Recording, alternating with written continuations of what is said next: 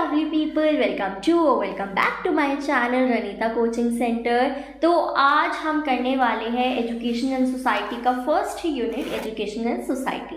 सबसे पहले हम देखेंगे एजुकेशन का मतलब क्या होता है।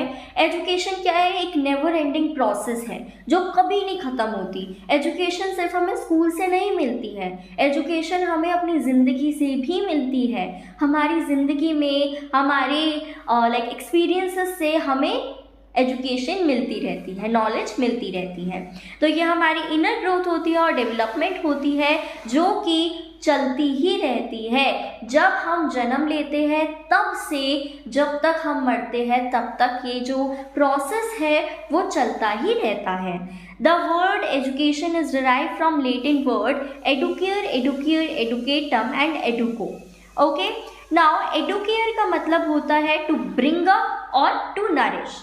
एडुकेयर का मतलब होता है ड्रॉ आउट। एडुकेटम का मतलब होता है एक्ट ऑफ टीचिंग या फिर ट्रेनिंग, एंड एडुको का मतलब होता है एक्सट्रैक्ट आउट। अब आता है हमारा narrow concept and broad concept of education. Narrow and broad concept of education. Narrow concept क्या होता है कि क्या है यार, एजुकेशन जो है शुरू हो रही है जब बच्चा स्कूल में एंटर कर रहा है और वही एजुकेशन ख़त्म हो जा रही है जैसे ही बच्चा स्कूल से बाहर निकल रहा है। तो ये है नैरो कॉन्सेप्ट ऑफ एजुकेशन। वहीं ब्रॉड कॉन्सेप्ट पे आए तो ब्रॉड कॉन्सेप्ट का मतलब वही है जो हमने एजुकेशन का मतलब समझा।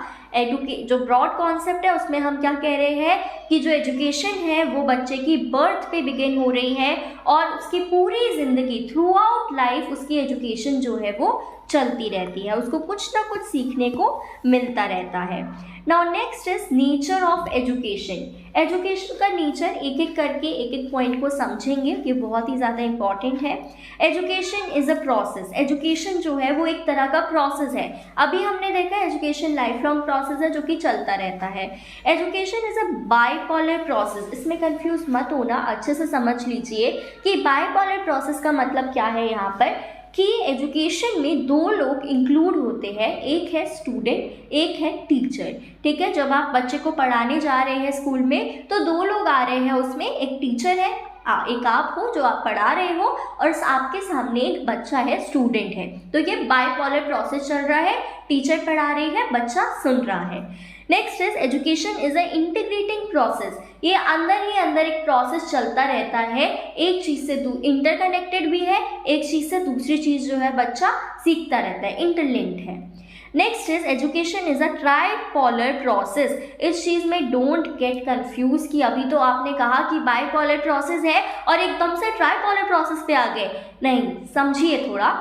बाइपोलर में हमने पढ़ा कि एजुकेशन में दो लोग इंक्लूड है, टीचर एंड स्टूडेंट। वहीं ट्राइपोलर में हम समझते हैं कि एजुकेशन में तीन लोग इंक्लूड है, तीन लोग इंक्लूड है, जिसमें कि टीचर, स्टूडेंट और तीसरी जो है वो है सोसाइटी।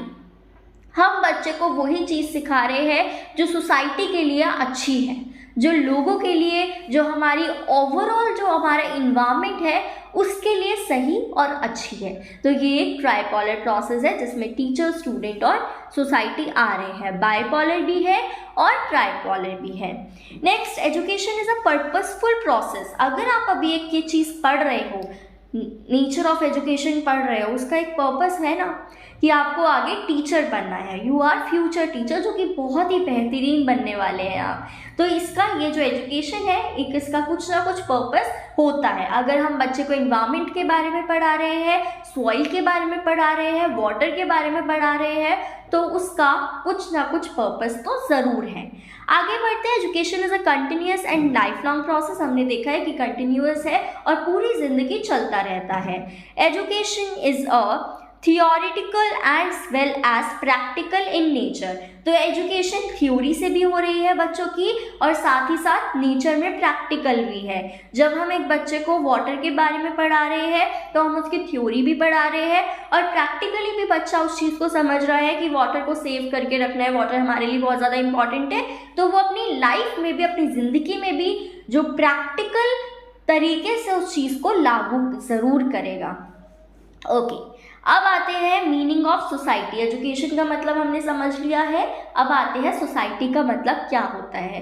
सोसाइटी जो है आसपास के हमारे लोग हैं, ठीक है, लेकिन इसका एक सिर्फ ये मतलब नहीं है कि सोसाइटी जो है वो ग्रुप ऑफ पीपल है, नहीं, जो एक रिलेशनशिप लोगों के बीच है, इन ग्रुप ऑफ पीपल के बीच में है, जैसे कि हमारा और आपका एक रिश्ता है, एक रिलेशन है, आपके नेबर्स का और आपका एक रिलेशन है, ठीक है, आपके रिलेटिव्स और आपका एक रिलेशन है, आपके स्कूल जो आप कॉलेज में पढ़ने जा रहे हैं, आपके कॉलेज के लोगों के साथ आपका एक रिलेशन है।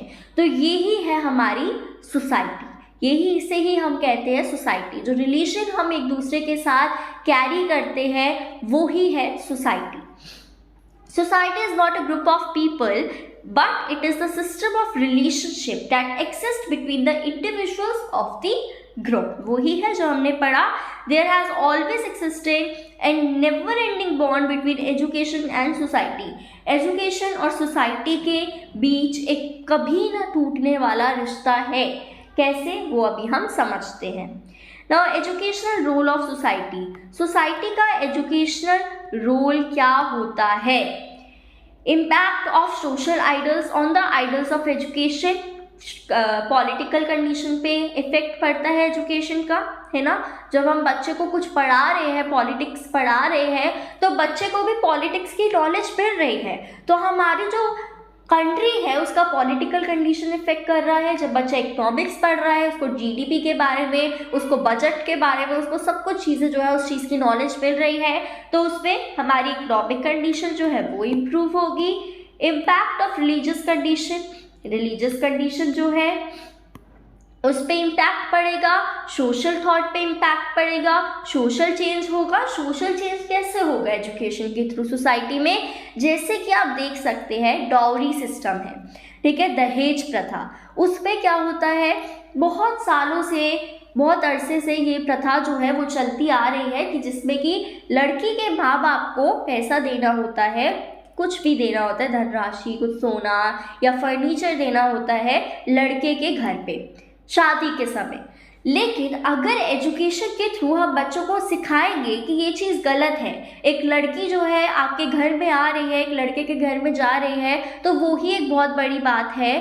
तो अगर ये चीज़ जो है एजुकेशन के थ्रू बच्चों को सिखाई जाएगी, बच्चों को बताई जाएगी, तो बच्चे जो है, जो लड़के भी हैं, उनके माइंड में भी ये चीज़ अच्छी तरीके से सेट हो जाएगी that dowry system is wrong और ये प्रोहिबिटेड हो चुका है। सती प्रथा हो गई, सती प्रथा बिल्कुल ख़त्म हो गई है, ठीक है, पहले होती थी, अब ख़त्म हो गई। किसकी वजह से? एजुकेशन के थ्रू। और नेक्स्ट आ जाते हैं duties of society towards education. अब इस चीज़ को ध्यान से पढ़ना कि सोसाइटी की क्या ड्यूटी होती है एजुकेशन के प्रति, क्या ड्यूटी होती है। इस्टेब्लिशमेंट ऑफ स्कूल, सोसाइटी क्या करना चाहिए कि स्कूल्स को इस्टेब्लिश करना चाहिए, सोसाइटी का भी तो भला हो रहा है ना। आगे provision of vocational education, vocational education का प्रोविजन करना चाहिए, वोकेशनल एजुकेशन की शुरुआत करनी चाहिए। लाइब्रेरीज को इस्टेब्लिश करना चाहिए, एकेडमिक एंड कल्चरल एजुकेशन का प्रोविजन करना चाहिए, जिम्नाजियम्स जो है उसको बिल्ड करना चाहिए, एडल्ट एजुकेशन भी लानी चाहिए। ऐसा नहीं है कि छोटे बच्चों को ही एजुकेशन मिलनी चाहिए, एडल्ट एजुकेशन भी लागू करनी चाहिए। Impact of education on society, society पे एजुकेशन का क्या इम्पैक्ट पड़ता है वो देखेंगे। अब कुछ इम्पैक्ट तो हमने पहले भी देख चुके हैं हम, जैसे पॉलिटिकल कंडीशन पे इफेक्ट पड़ रहा है, इकोनॉमिक कंडीशन पे इफेक्ट पड़ रहा है, सोशल चेंज आ रहे हैं। अब आगे थोड़ा सा देखते हैं, आगे बढ़ते हैं, कुछ और चीज़ें ऐड ऑन आप इधर कर सकते हैं। Like preservation of social and cultural heritage, social और कल्चरल हेरिटेज की प्रिजर्वेशन कैसे? हिस्ट्री पढ़ते हैं बच्चे, है ना, जब बच्चे हिस्ट्री पढ़ते हैं तो हिस्ट्री में बच्चे पढ़ते हैं कि कौन सी मॉन्यूमेंट कब और क्या इम्पोर्टेंस होल्ड करती है। इस चीज़ से बच्चे को क्या सीखने को मिलता है कि यार ये मॉन्यूमेंट है, इसकी ये इम्पोर्टेंस है, तो हमें इस मॉन्यूमेंट को हमेशा के लिए प्रिजर्व करके रखना है, ताकि जो नेक्स्ट जनरेशन है वो भी जान पाए कि ये मॉन्यूमेंट क्या इम्पोर्टेंस होल्ड करती है। तो ये चीज़ एजुकेशन के थ्रू सोसाइटी को बेनिफिट इस चीज़ का मिलता है। Second, awakening of social feelings, बच्चों में एक दूसरे के प्रति सोशल फीलिंग जो है वो जागृत हो जाती है। ठीक है। थर्ड, पॉलिटिकल डेवलपमेंट, वही जो हम ऑलरेडी पढ़ चुके हैं। इकोनॉमिक डेवलपमेंट होती है सोसाइटी की, सोशल चेंज, सोशल रिफॉर्म्स आते हैं, ये भी पढ़ चुके हैं। लास्ट पॉइंट है सोशलाइजेशन ऑफ चाइल्ड, बच्चे का सोशलाइजेशन होता है। कैसे? बच्चा जब स्कूल में जाएगा तो बाकी के बच्चों से मिलेगा, तो उससे क्या होगा, बच्चे को घुलना मिलना आएगा, बच्चे को रिलेशंस बनाने आएंगे, तो इससे बच्चे का सोशलाइजेशन होगा, जो बहुत ही ज़्यादा इम्पॉर्टेंट रोल प्ले करता है। लास्ट टॉपिक है role of education toward society. Education का क्या रोल होता है? अब ये तो हमने देख लिया कि इम्पैक्ट क्या है, एजुकेशन का क्या रोल होता है सोसाइटी के प्रति, कि कल्चर और सिविलाइजेशन को क्या करे, प्रिजर्व करके रखे, सोशल नीड्स की फुलफिलमेंट करे, करिकुलम को इम्प्रूव करके चले, डेवलपमेंट ऑफ क्रिएटिव पावर्स, और क्रिएटिव पावर्स की डेवलपमेंट हो। So this is all about this chapter education and society. अगर आपको इस चैप्टर के नोट चाहिए या किसी भी चैप्टर के नोट चाहिए डीएलएड फर्स्ट ईयर या सेकेंड ईयर के, तो आप हमारे टेलीग्राम चैनल को ज्वाइन कर सकते हैं। वहाँ जाके आपको सारे चैप्टर्स के नोट जो है वो मिल सकते हैं। आप पर्सनली भी मुझे कॉन्टैक्ट कर सकते हैं। साथ ही साथ अगर आप प्यूपिल टीचर हैं और एलपी लेसन प्लान्स बनाना चाह रहे हैं और बहुत कन्फ्यूजन हो रही है, तो आप जा सकते हैं दोबारा से हमारे टेलीग्राम चैनल पर, और मैंने वहाँ पर ऑलरेडी पीडीएफ शेयर कर रखे हैं जिसमें हर एक सब्जेक्ट का एक पीडीएफ में आपको एटलीस्ट 35 लेसन प्लान्स मिल जाएंगे। और साथ ही साथ जो आपको फाइल्स बनानी है, रिफ्लेक्टिव डायरी हो गई, एक्शन रिसर्च हो गई, ठीक है, बाकी नेबरहुड सर्वे हो गया, ये पीडीएफ फाइल हो गई, ये सारी फाइल्स जो है वो ऑलरेडी मैं शेयर कर चुकी हूँ टेलीग्राम ग्रुप में, तो आप जाके ज्वाइन कर सकते हैं। और हमारे चैनल को अभी के अभी सब्सक्राइब कर लीजिए, क्योंकि इस चैनल पर पूरा सिलेबस डीएलएड का कंप्लीट होने वाला है, साथ ही साथ इंपॉर्टेंट क्वेश्चंस भी आने वाले हैं और वन शॉट वीडियोस भी आने वाली है। तो अब मिलती हूँ आपको नेक्स्ट वीडियो के लिए, तब तक के लिए बाय बाय।